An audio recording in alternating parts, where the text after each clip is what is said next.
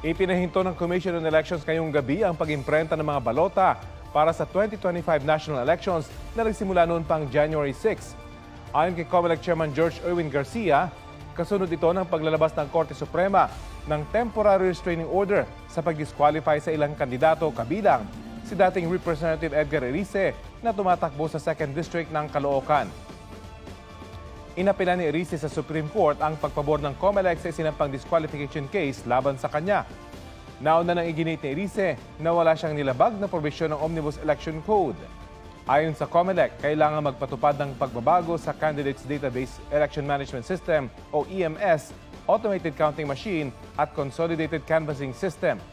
Babaguhin din ang 1,667 ballot face templates at serialization nito at ang pagbabago sa numero ng mga kandidato. Uulitin ang pag-imprenta sa mga apektadong balota. At dahil babaguhin ng EMS at database, pag-aaralan din kung uulitin ang ginawang trusted build. Ang trusted build ay ang pag-convert ng source code na ginawa ng programmers sa machine-readable codes.